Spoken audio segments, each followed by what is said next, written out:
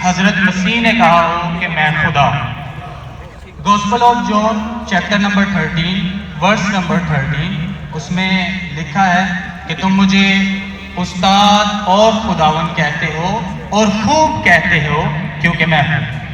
जब आप बाइबल मुकद्दस पर गौर करते हैं तो लाजिम है कि आपको बिब्लिकल लैंग्वेजेस का पता होना चाहिए।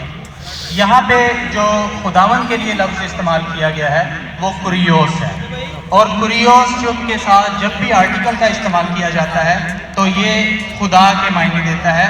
तो मसीह जब अपने बारे में गॉस्पेल ऑफ जॉन में ये बात करते हैं तो वो खुदा होने की तरफ इशारा कर रहे हैं कि मैं खुदा हूँ। इसके अलावा gospel of Matthew chapter number 21 और उसकी आयत नंबर 3 उसमें लिखा है कि अगर कोई तुमसे पूछे कि तुम ये क्यों करते हो तो तुम उनसे कहना कि खुदावन को इसकी जरूरत है। तो यहाँ पर भी यीशु जो है अपने आप को कुरियोस आर्टिकल के साथ खुदा कह रहे हैं। तो इसके अलावा आप गॉस्पेल ऑफ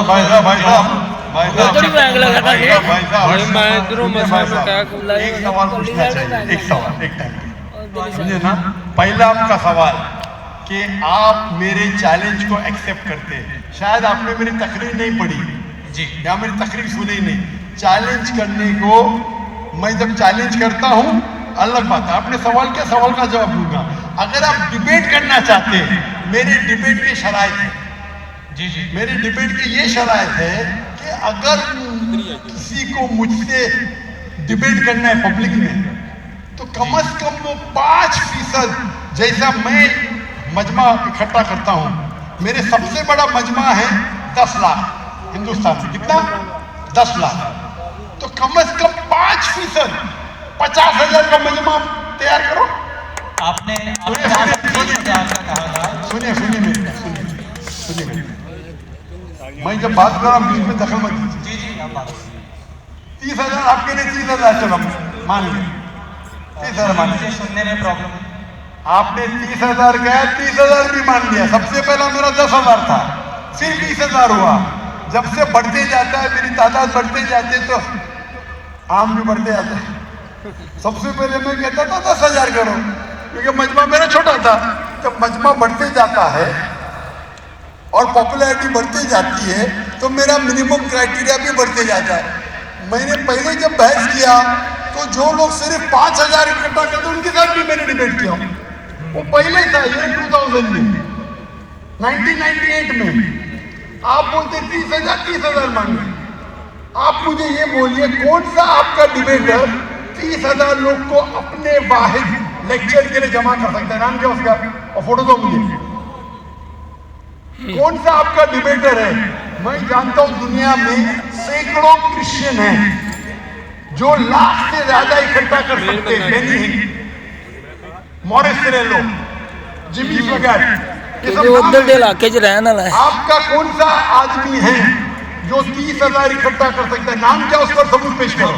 हम यहाँ पर जो है क्रिश्चियन डिबेट एकेडमी की तरफ से मैं कह रहा हूँ कि हमारी जो ऑर्गेनाइजेशन है वो 20,000 लोगों का इंतजाम अरे कर रही है। भाई अगर आप डिबेट करना चाहते हैं, साहब, क्योंकि आपने आपके कोई मुकर्रिर ने जो डिबेट जी, करना चाहता है, पादरी शफीक कंवल और मैं पादरी सैमसन जॉन जो है वो पादरी सैमसन जॉन जिंदगी में कभी भी 30,000 लोग को खिताब किए अकेला, कॉन्फ्रेंस की बात नहीं कर रहा हूँ, अकेला कब किए? तारीख बोलिए और सबूत पेश किए।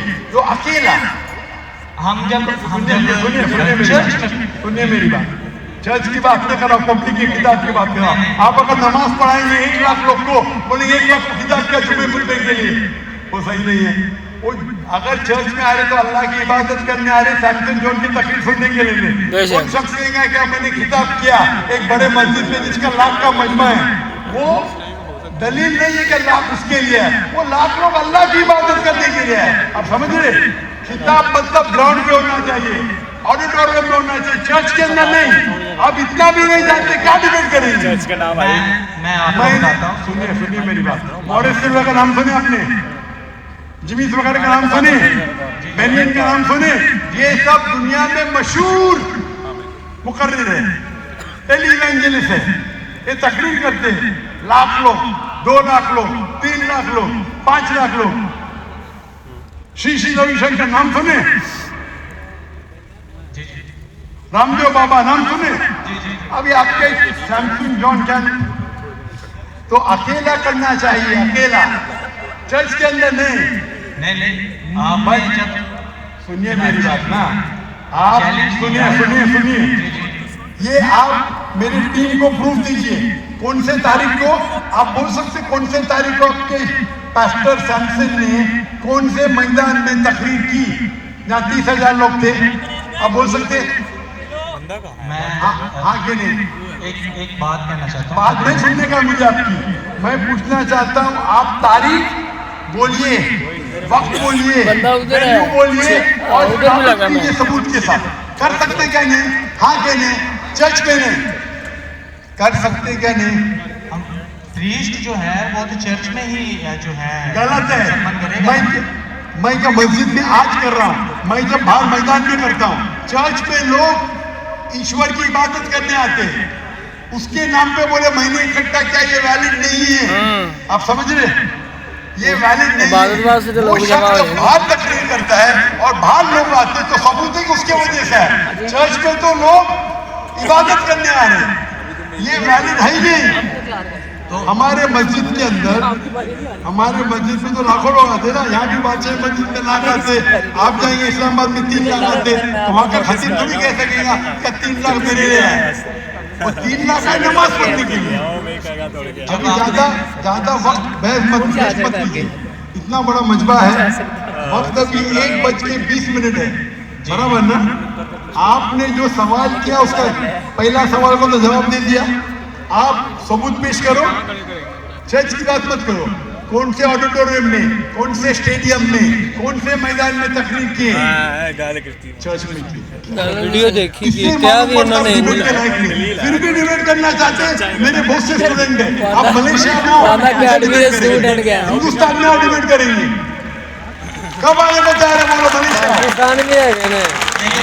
मेरे स्टूडेंट, मेरा बेटा को छोड़ो, बेटा नहीं, मेरा स्टूडेंट, मेरे सैकड़ों स्टूडेंट हैं।